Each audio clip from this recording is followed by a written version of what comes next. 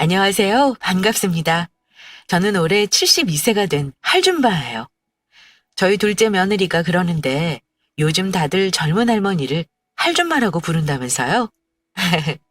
저도 젊은 할머니이고 싶은 욕심에 익명이고 얼굴도 안 보이니 할줌마라고 절 소개해봤습니다. 사실 이건 지금 저희 둘째 며느리가 타자를 쳐주고 있어요. 저는 옆에 앉아서 불러주고 있고요.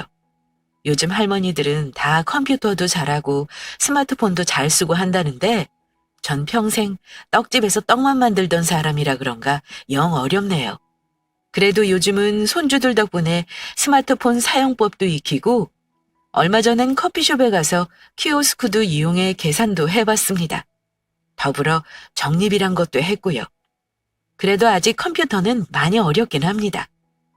요즘은 나이 든 노인들도 다 컴퓨터도 쓰고 한다는데 전 그쪽으론 영 젬병이에요. 사실 겁이 많은 성격 탓도 있겠지만 평생을 꼬장꼬장한 남편 옆에서 길을 못 펴고 살던 습관이 아직 남아서 뭔가 새롭게 도전한다는 것, 그리고 도전하는 도중 실수하는 것을 두려워하는 게 아닌가 싶기도 하네요. 제 남편은 5년 전 병으로 먼저 세상을 떠났어요. 제가 이렇게 욕을 하긴 해도 남편이 제게 참 잘했어요. 가부장적이고 무뚝뚝한 남자이긴 했지만 나름 세심하고 다정하고 무엇보다 평생 한눈 한 번 안 팔고 저만 바라보면서 살던 남자였어요. 아들 둘 키우면서 고생도 참 많이 했고요. 그래서 남편이 제 앞으로 물려주고 간 재산이 좀 있어요.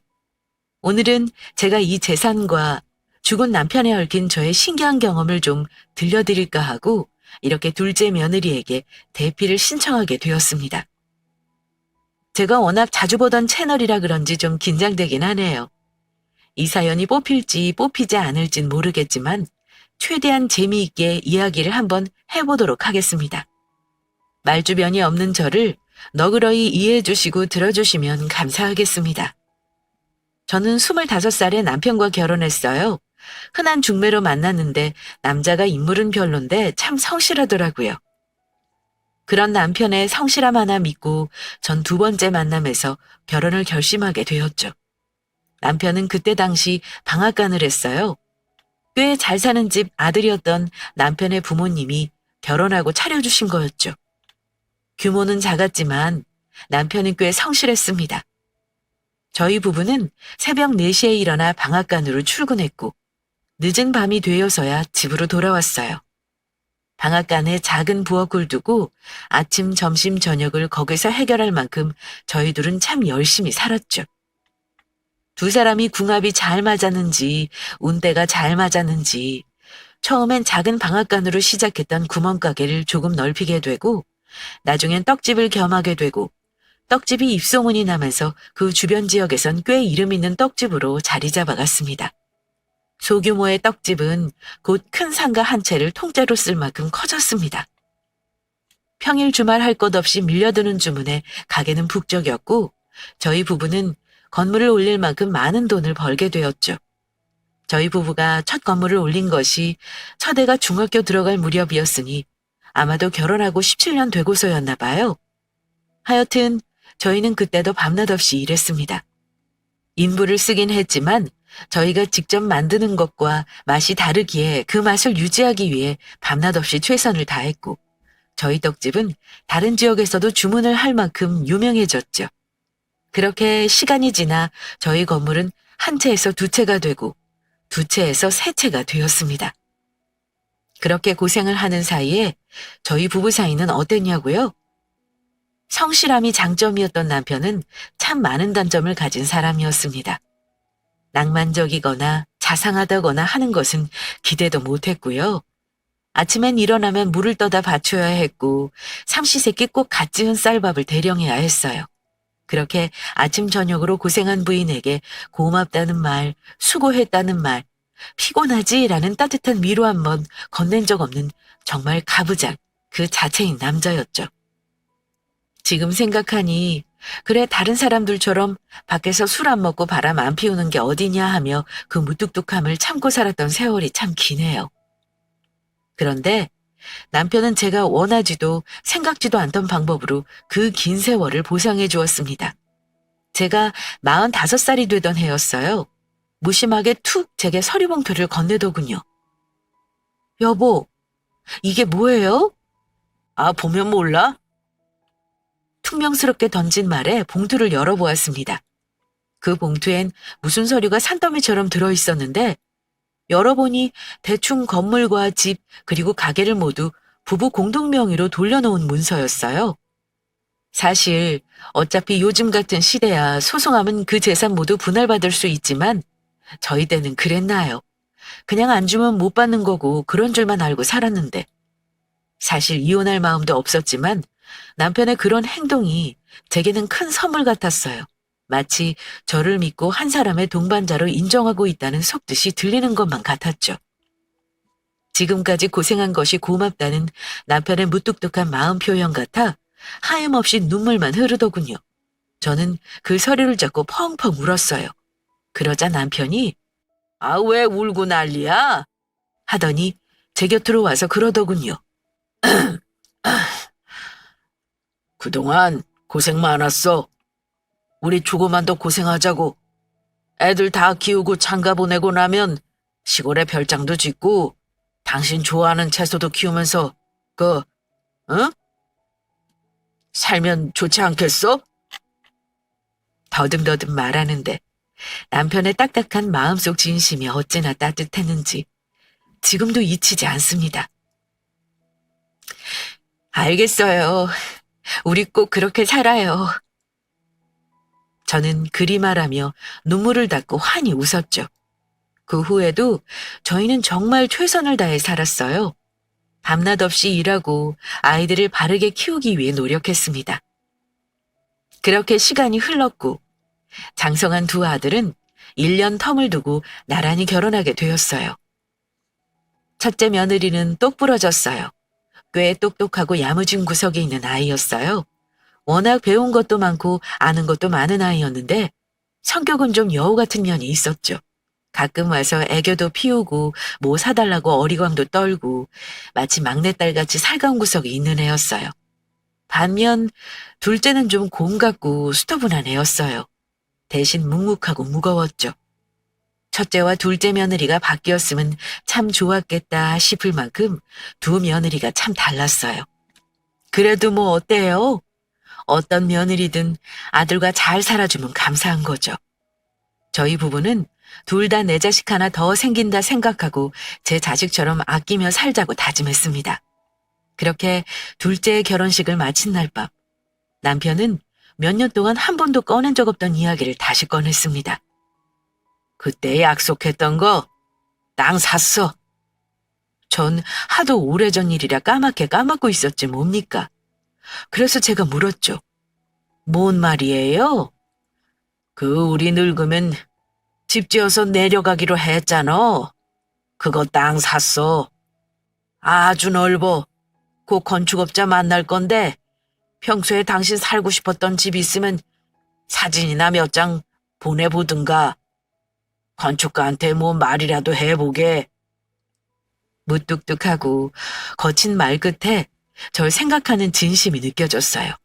저는 남편의 손을 꼭 잡았죠.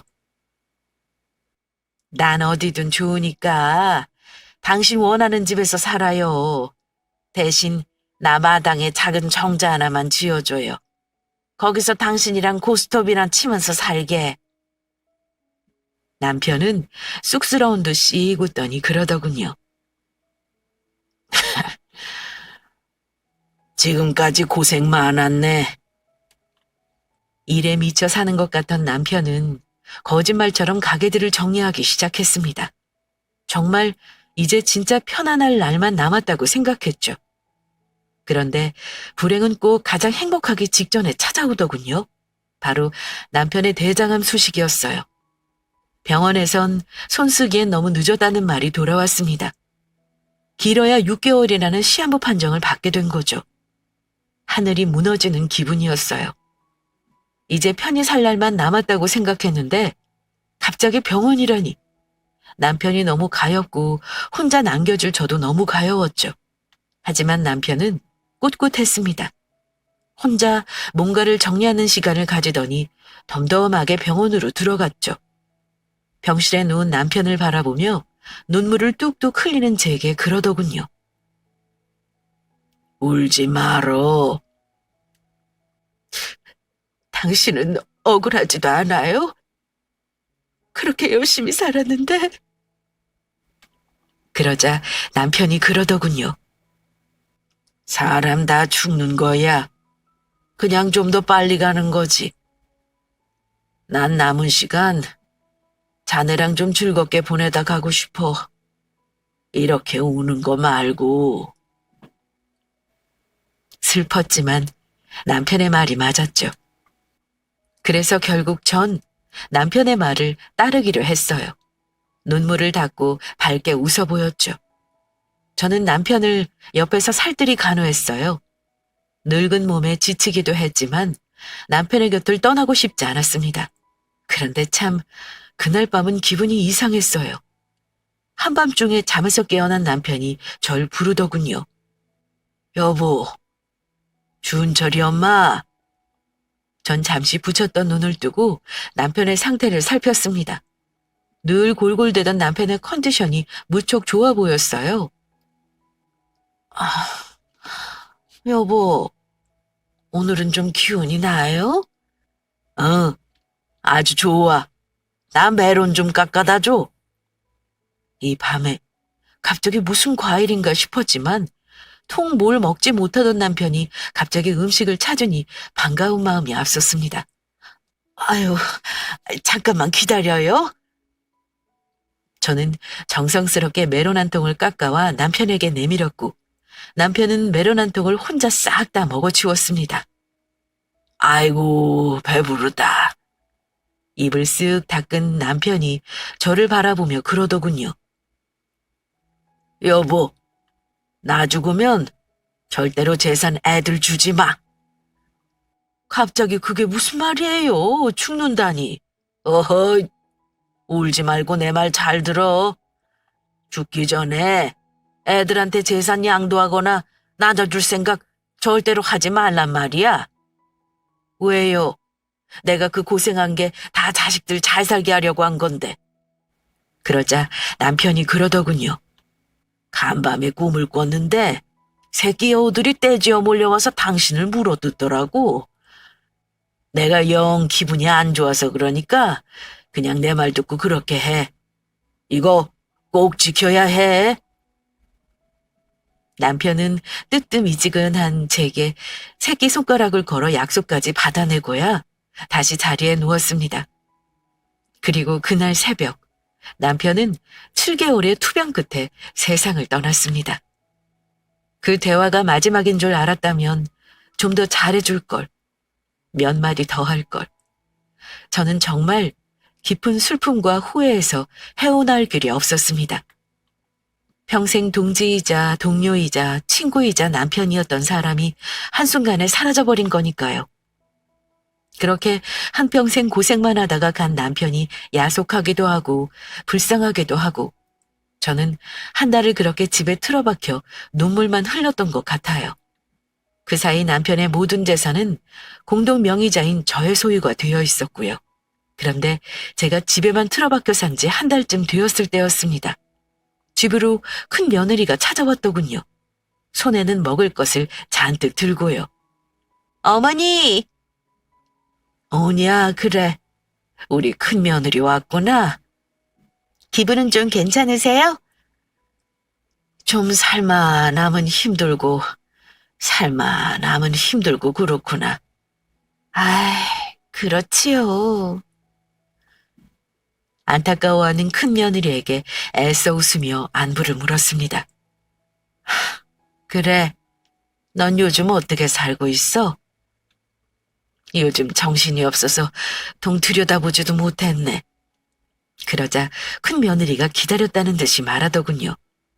아, 어머니, 그래서 말인데요. 저 이번에 사업을 좀 시작하려고 해요. 사업? 네, 조그맣게 뷰티 사업을 하려고 하는데 자금이 좀 모자라서요. 그 말을 듣는 순간 알았죠. 아, 이 애가 지금 내게 돈을 가지러 왔구나라는 걸요. 물론 흔쾌히 줄 수 있었어요. 뭐 얼마나 달라고 하겠어요. 이깟 돈, 건강 앞에 아무것도 아니라는 걸 남편을 보며 깨닫기도 했고, 자식에게 부모가 뭐든 못 주겠습니까? 하지만 불현듯 남편과의 약속이 생각나더라고요. 절대로 죽기 전에 자식에게 재산 주지 말라고 했던. 제가 잠시 머뭇대자 며느리가 여우같이 눈을 뜨고 그러더군요. 큰 돈은 아니고요. 한 3억 정도면 되거든요. 3억이나? 며느리 입에서 나온 거금에 저는 놀랄 수밖에 없었습니다. 떡 몇백 판을 팔아도 나오지 않을 만큼의 큰 액수였으니까요. 네, 어머니. 어머니는 아버님이 돌아가실 때 물려주신 건물도 있고 이 집도 있고 아마 현금도 꽤 가지고 계실 것 같은데 저희 유산 미리 좀 주시면 어떨까 해서요. 저는 난감한 기색을 감추지 않고 며느리에게 말했죠. 얘야, 미안하다. 이건 내가 도울 수 없을 것 같다. 네 시아버지와 생전에 한 약속도 있고 3억이란 돈이 크기도 하지만 무엇보다 아직은 내가 네 아버지와 함께 일군 재산을 쉽게 건들 수 있을 만큼 마음이 회복된 것도 아니고 저는 솔직하게 제 마음을 이야기했어요. 큰며느리는 서운한 기색을 감추지 못하더군요. 마음이 좋지 않았지만 별 수 없었어요. 무엇보다 죽은 남편과 새끼손가락까지 걸고 한 약속을 저버릴 순 없었으니까요. 순간 얼굴이 굳었던 첫째 며느리는 곧 인상을 풀며 대답했습니다. 아니에요, 어머니. 제 말은 신경 쓰지 마시고 푹 쉬세요. 마음을 또 추스르시는 게 먼저죠. 제가 너무 생각이 짧았어요. 그리 받아들여주니 고맙기도 하고 미안한 마음도 들더군요. 이해해주니 고맙다. 또 올게요, 어머니. 식사 챙기시고 푹 쉬세요. 기분 상하지 않고 돌아가는 며느리가 어찌나 고맙던지 나중에라도 꼭 뭔가 도움이 되어야겠다고 생각했습니다. 그렇게 며칠이 지났죠. 첫째 며느리가 또 절 찾아왔습니다. 이번에는 하얀 봉투를 들고서요. 어머니, 저 왔어요.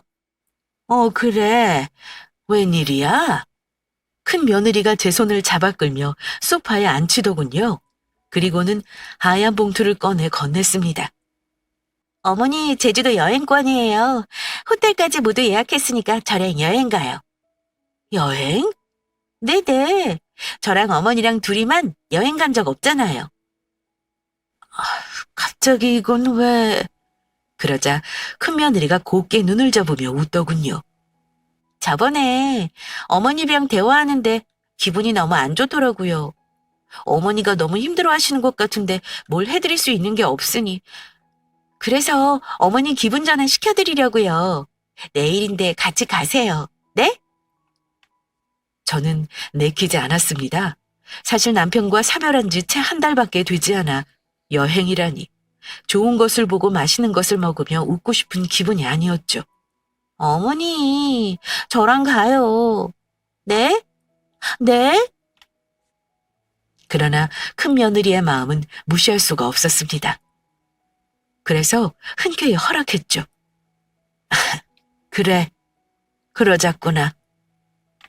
그렇게 3일 후 주말에 함께 여행 가기로 하고 큰 며느리가 돌아갔어요. 그런데 참 그날 제가 바빴습니다. 왜냐하면 둘째 며느리가 찾아온 거였어요. 늘 묵묵하고 말이 없는 둘째가 왔길래 전 또 반갑게 맞았죠. 그래 아가. 어머니 하며 들어오는 며느리의 표정이 좋지 않더군요. 무슨 일 있니? 아니요. 어머니 잘 계시나 보러 왔어요. 그리 살가운 아이도 아니고 말도 없는 아이가 집에 찾아와 멀뚱히 앉아있더군요. 뭐 마실 거라도 줄까? 아니요. 어머니 할 거 하세요. 하면서요. 저는 좀 불편하기도 하고 당황스럽기도 했지만 그러려니 했습니다. 아무래도 혼자 된 제가 걱정되어 온 것 같은데 돌려보내기도 뭐했죠.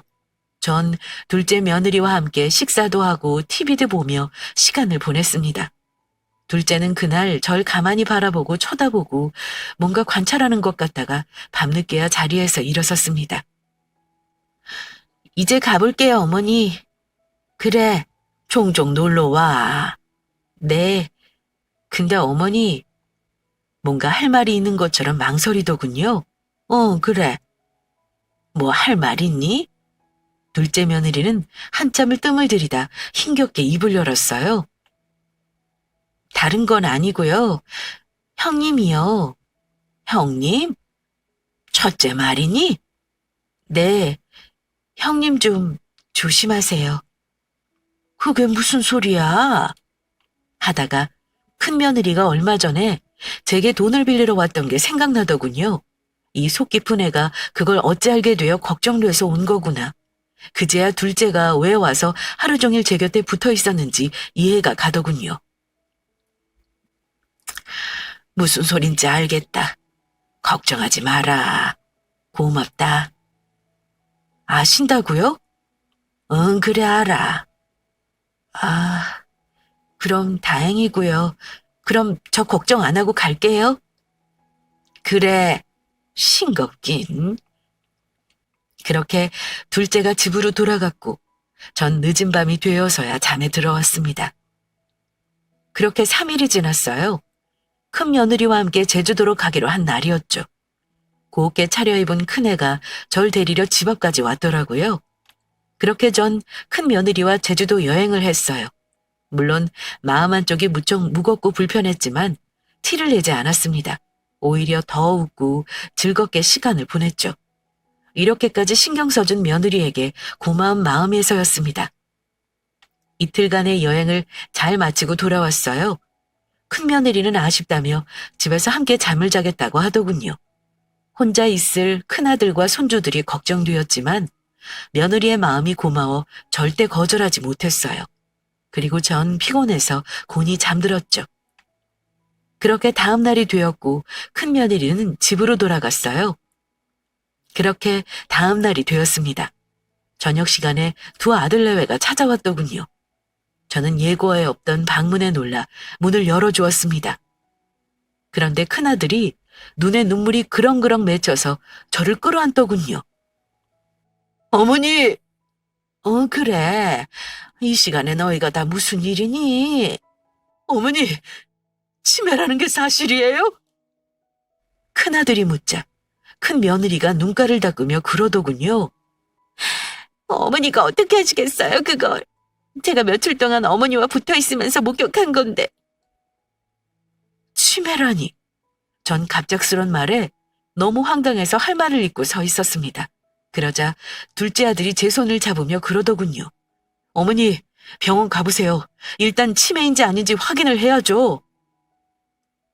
확인은 무슨, 우리 와이프가 이미 봤다는데 요양원부터 알아봐야지. 어머니, 저 사실 어머니 찾아왔을 때 깜짝 놀랐어요.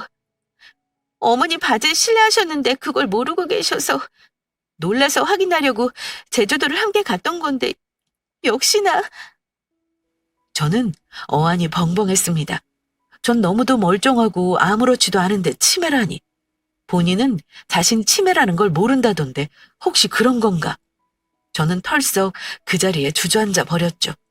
멍하게 자식들을 올려다보는데 큰아들과 큰 며느리는 울고 있고 둘째 내외는 뭔가 불만이 가득한 표정으로 그런 제형 내외를 쳐다보고 있더군요. 이 일이 뭔 일인가 저도 모르겠고 혼란스럽더라고요. 제가 넋을 놓고 앉아 있는데 큰아들이 제 손을 꼭 잡으며 그러더군요. 어머니, 걱정하지 말고 건강만 신경 쓰세요. 재산이랑 뭐랑 제가 알아서 다 할게요. 치매 노인은 심신미약으로 아무런 결정권을 가지지 못하는 거 잘 알고 계시죠? 순간 뒤통수를 얻어맞은 기분이었습니다. 제가 멍해져서 큰아들을 쳐다보고 있을 때였어요. 둘째가 버럭 화를 내며 나서더군요. 형, 무슨 말을 그렇게 해요? 치매 노인이라니. 아직 병원에서 판정도 안 났는데. 그리고 형수가 그 소리 한 날 와이프가 직접 와서 거의 한나절을 붙어 있었는데 그런 김이 하나도 없더랍니다. 치매가 왔다 갔다 하지. 넌 뭘 안다고 난리야? 두 형제가 저 때문에 싸우고 난리더군요. 저는 정말 무슨 일인지도 모르겠고 둘이 싸우는 소리를 듣기 싫다는 생각만 들었어요. 저는 손을 내저으며 애들을 쫓아냈죠. 그냥 다 나가라. 나 지금 좀 쉬어야겠다. 그렇게 자식들을 다 밀어내고 혼자 이불을 덮고 누웠습니다. 가만히 생각을 해봤죠. 근데 아무리 생각해도 제가 치매 같진 않은 거예요. 전 바지에 실수를 한 적도 없고 하물며 가스레인지 불을 끄지 않은 적도 없었거든요. 순간 남편이 말했던 꿈이 생각났어요. 여우 새끼들이 내 살점을 다 뜯어먹더라는. 아무래도 큰 며느리의 소행인가 싶었어요. 돈을 내놓지 않으니 그렇게라도 제 재산을 빼앗아가려는 속셈이 분명해 보였죠. 눈물이 앞을 가렸습니다. 남편을 잃고 외롭게 사는 것도 너무 힘겨운데 자식들까지 제 돈을 노린다니. 저는 그날 밤 뜬 눈으로 보냈습니다. 날이 밝자마자 남편의 유골이 안치된 납골당으로 향했죠. 그리고 남편의 납골당 앞에서 목을 놓아 울었습니다. 아이고 여보, 나 어쩌면 좋소. 큰 며느리가 나를 치매로 몰아서 재산을 다 빼앗으려는 속셈인 것 같은데 자식까지 나한테 이러니 내가 억울해서 살 수가 없어. 엉엉 소리내서 우는데 갑자기 햇볕이 따스하게 내리쬐더라고요. 갑자기 미친 듯이 졸음이 쏟아졌어요. 그리고 저는 그 자리에 쓰러져 저도 모르게 스르르 잠이 들어버렸죠. 저는 꿈을 꾸었어요. 남편이 짓겠다던 양평 집터였는데 집이 모두 완성되어 지어져 있더군요. 남편에게 제가 부탁했던 정자도 앞에 예쁘게 지어져 있었고요. 제가 너무 좋아서 신이 나서 뛰어갔더니 남편이 거기서 화투를 들고 앉아있더라고요. 왜 이렇게 늦었어? 빨리 와서 배 돌려. 알았어요. 저는 열심히 패를 돌렸고 접전 끝에 남편에게 맞고를 이기고 말았습니다. 꿈인데도 어찌나 기분이 좋던지 신이 나서 남편을 약 올리듯 말했죠. 아이고 여보, 이것도 못해요? 내가 이겨버렸네. 어떡해. 소원이라도 하나 들어줘야겠는데. 이 여자가? 버럭 약이 올라 화를 내던 남편이 쩝 입맛을 다시며 제게 묻더군요. 그래, 소원이 뭔데? 전 길게 한숨을 내쉬고 나직하게 말했습니다. 나 당신 따라가게 해줘요.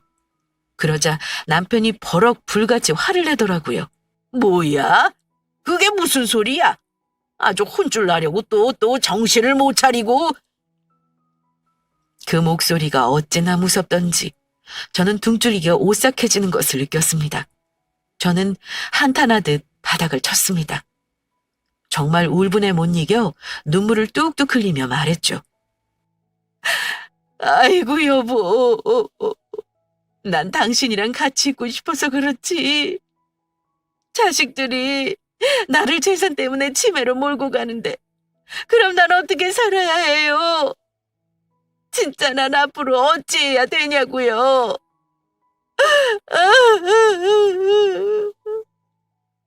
제가 그리 울부짖자 길길이 날뛰던 남편이 털썩 주저앉아 제 손을 잡더군요. 여보, 힘들어도 조금만 참아. 아직은 내 옆에 올 때가 아니야. 그럼 어째요? 나 치매라고 자식들한테 모함받으면서 더는 살기 싫은데. 다 묘수가 있지. 남편의 말에 번쩍 눈이 뜨이더군요. 묘수요? 그럼. 그리 말하며 웃는 남편이 제 귀에 대고 무언가를 속삭였습니다. 제가 잠에서 깨어난 건 그때였어요. 눈을 떠 주변을 둘러보니 남편도 정자도 사라지고 제가 아까 울며 지쳐 잠든 남편의 유골함이 앞이었어요. 저는 눈물이 맺힌 눈으로 남편의 유골함을 쳐다봤죠. 여보, 당신이 알려준 대로 한번 해볼게요. 저는 그 길로 서울의 큰 병원으로 향했습니다. 그리고 남편이 말해준 의사 선생님을 찾았죠. 잠시 앉아 기다리고 있는데 흰 가운을 입은 중년 남자가 저를 발견하고 뛰어오더군요. 아이고, 형수님 오셨어요? 저를 반갑게 맞아주는 의사 선생님의 얼굴이 낯익었어요. 바로 남편의 고등학교 후배였어요. 그렇게 자주 보고도 이렇게 큰 병원의 의사인 줄은 꿈에도 몰랐는데 저는 놀라 눈을 키웠습니다. 그리고 곧 제가 찾아온 이유를 말했죠. 저 치매가 아니라는 진단서를 받고 싶어요. 그건 왜요? 쓸 곳이 있어서요. 꼭 좀 부탁드립니다. 제가 의사 선생님의 손을 꼭 잡고 간곡히 말하자 의사 선생님이 웃으며 말했죠. 형수님, 그건 너무 쉬워요. 그냥 검사만 하면 되는걸요. 오늘 곧바로 검사하고 제가 손 쓰면 오늘 내로 검사 결과지 받아보실 수 있어요. 저는 치매 검사를 마쳤고 설마 진짜 치매라도 걸렸을까봐 검사 결과가 나오는 내내 심장을 졸였습니다. 하지만 검사 결과지는 당연히 예상한 바였죠. 전 치매가 아니었고 아주 정신이 건강하다는 결과가 나왔죠. 전 검사지를 들고 그 길로 변호사 사무실로 향했습니다. 제 손에는 인감도장과 건물계약서가 들려 있었어요. 제가 사무실에 도착해 앉아있는데 둘째 며느리와 아들이 헐레벌떡 뛰어오더군요. 어머니, 어디 다녀오신 거예요? 나 잠깐 바람 좀 쐬고 왔다. 여기 앉아라. 전 침착하게 놀란 둘째 아들 내외를 앉혔습니다. 그리고 건물 세 채의 명의를 둘째의 앞에 물려주겠다는 내용에 사인했죠. 그리고 남편이 남기고 간 부동산 중 아파트 한 채 그리고 양평 땅만이 제 앞으로 남은 상태였죠. 어머니, 이걸 왜 갑자기... 둘째네는 갑작스런 제 결정에 무척 놀란 기색이었습니다. 저는 꿈속 남편의 말을 다시 상기했죠. 둘째네는 애들이 얕지 않고 착해. 게다가 애들이 강단도 있지. 내가 첫째를 염두에 두고 절대로 유산 주지 말라고 한 거야. 그러니까 재산은 우리 둘째에게 다 넘겨. 첫째네 하는 꼴을 보니 이번 일 잘 넘어가도 당신 계속 괴롭힐 것 같아. 남편의 말을 떠올리며 저는 며느리를 향해 입을 열었습니다. 너 그날 나보러 집에 와서 할 일 없이 있다간 그날 말이야. 네, 어머니. 그날 혹시 나 치매 걸렸는지 아닌지 확인하러 왔니? 그러자 둘째 며느리가 고개를 푹 숙이며 몸둘 바를 몰라 하더군요. 저는 둘째 며느리의 등을 토닥이며 말했습니다. 괜찮으니 솔직하게 말해봐. 그러자 며느리는 그제야 사실을 이실직고하기 시작했습니다. 어머니 혹여 상처받으실까봐 조심스러워서 말씀도 못 드리고 저희도 소갈이 많이 했어요. 사실은 형님이 절 찾아오셨더라고요. 어머니 치매 걸리셨다고. 집에 찾아갔는데 자기를 알아보지도 못하고 막 우시는데 처음엔 저도 놀랐어요. 그런데 아무래도 이상한 거예요. 정정하시던 어머니가 갑자기 치매라니. 전조 증상도 없었는데 그럴 리가 없을 것 같고 평소 형님 성격을 제가 모르는 것도 아니고 아무래도 이상해서 제가 직접 확인하러 갔던 거예요. 이미 눈치는 채고 있었지만 억장이 무너지는 기분이었습니다. 역시 첫째 며느리가 절 찾아왔던 그날 제가 재산을 내놓지 않자 계략을 짠 거였던 거죠. 둘째 며느리는 한숨을 크게 내쉬고 말을 이었습니다. 그런데 제가 가서 보니 어머니가 평소와 너무 다름이 없으신 거예요. 그래서 확신했어요. 형님이 아무래도 거짓말을 하고 있구나 하고요. 근데 또 제주도를 다녀오시고는 어머니가 치매가 확실하다는 거예요. 도저히 화가 나서 저도 정말 그랬구나. 그러자 둘째 아들이 불쑥 화를 내며 끼어들더군요. 근데 형도 너무하잖아요. 형수님 말을 믿는 건지 재산이 탐난 건지 사실 먼저 어머니 더 심해지기 전에 재산부터 어떻게 하자고 한 건 형이에요. 저는 씁쓸하고 가슴이 찢어졌지만 꾹 참았습니다. 그리고 말했죠. 잘 들어. 난 이 재산 첫째네 줄 생각 추호도 없다. 다 너희 물려주고 죽을 거야. 대신 조건이 있다. 첫째네에겐 내가 치매에 걸리지 않았다고 말하지 말고 아는 체 하지 마라. 어머니, 돌아가신 것도 아닌데 무슨 재산을 주세요. 저희 싫어요. 잔말 말고 받아. 나 어차피 죽으면 이 재산 다 자식들 몫이야. 근데 첫째네한테는 한 푼도 주기 싫구나. 이건 내 뜻이기도 하지만 네 아버지 뜻이기도 하다. 그리 말하자 둘째 아들이 의아한 듯 물었습니다. 아버지요? 꿈에 나와서 이 방도를 알려줬다고 하면 믿을 리 없을 테니 저는 말을 아꼈습니다. 그래, 일단 두고 보자. 네 형수가 어떻게 나오는지. 그렇게 시간이 흘렀습니다. 그리고 아니나 다를까 며칠 후 변호사 사무실에서 연락이 왔습니다. 첫째 아드님 부부 오셨어요. 어머니가 치매 걸려서 심신미약 상태라 유산 상속을 하지 못하는 상황이라고. 둘째네에게 넘긴 부동산 무효 처리해야 한다고 왔네요. 전화를 받은 저는 놀라지 않을 수가 없었어요. 정말 꿈속 남편의 말대로 일이 진행되고 있었어요. 남편의 꿈속 목소리가 귓가에 들리는 것 같았죠. 우선 내 후배가 있는 병원에 가서 치매가 아니라는 진단서를 받아. 그게 제일 먼저여야 해. 그리고 곧장 재산을 둘째에게 상속해. 아파트랑 양평 땅은 남겨두고 당신도 살 곳은 있어야 하지 않겠어? 그리고 나면 며칠 후에 첫째네가 들고 일어날 거야. 그럼 그때 치매 진단서 들고 나타나.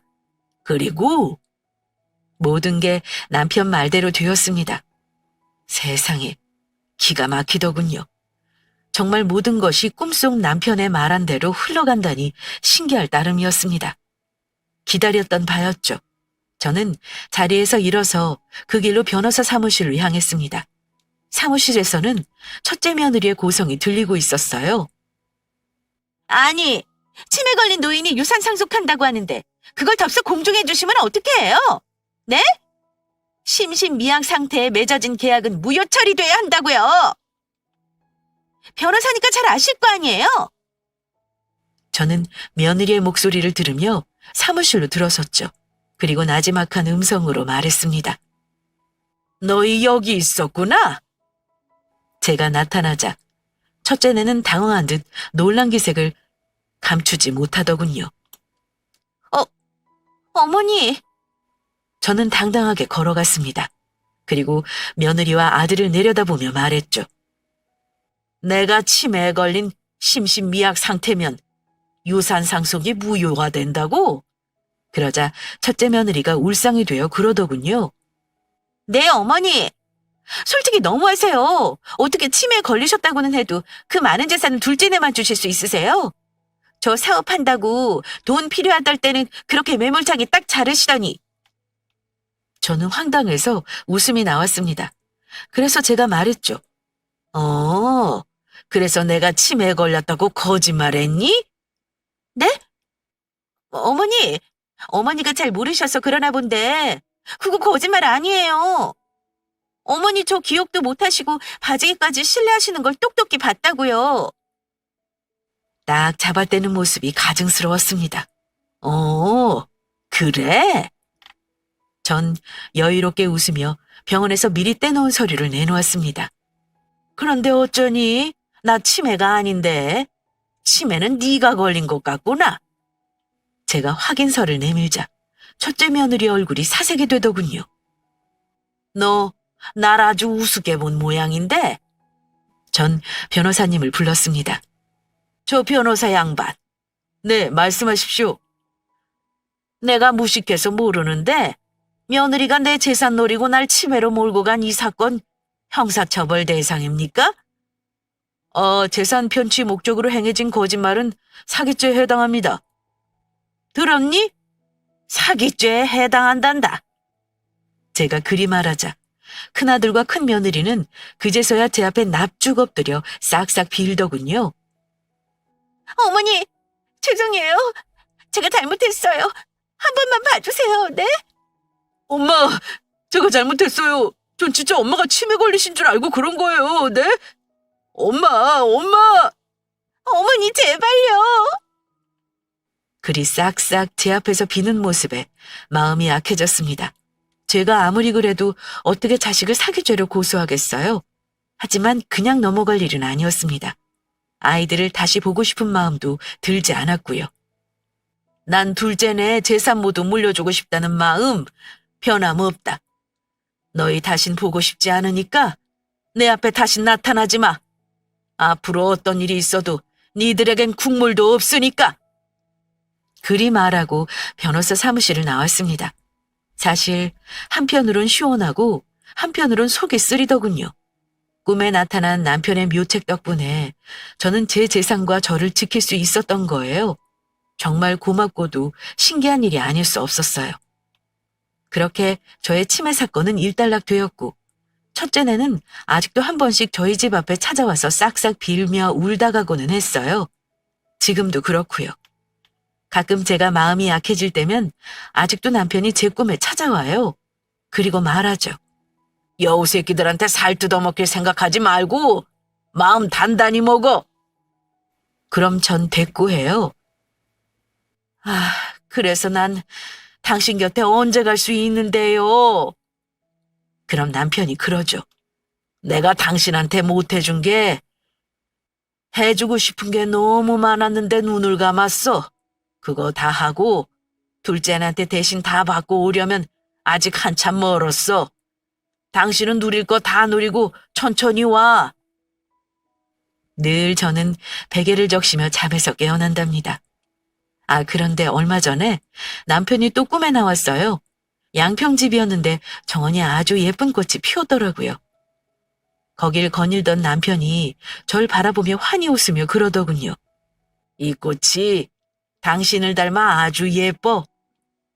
봄 가기 전에 한번 보러 와. 그날 저는 꿈에서 깨어나자마자 둘째 며느리의 차를 타고 그날 양평부지로 향했습니다. 그리고 도착한 양평부지에서 놀라운 것을 보고 맙니다.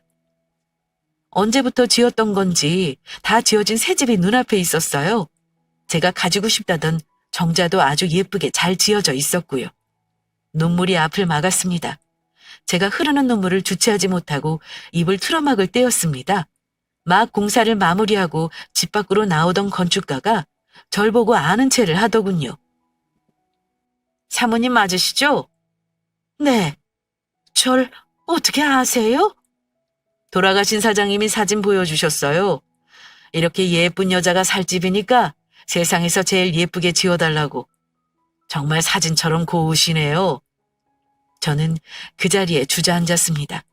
늘 무뚝뚝하고 마음 표현에 서툴던 남편의 진심을 이렇게 죽고 나서야 뼈저리게 느끼게 될 줄은 정말 몰랐거든요. 꿈에 나타나 방도를 알려준 남편의 도움이 아니었다면 건물은 고사하고 지금쯤 이 양평집도 큰 며느리의 손에 들어가 있을지 모를 일이었죠. 전 아마 치매 노인으로 몰려 어느 요양원에 갇혀 있었을지도 모르고요. 전 남편에게 고마워 하염없이 울었습니다.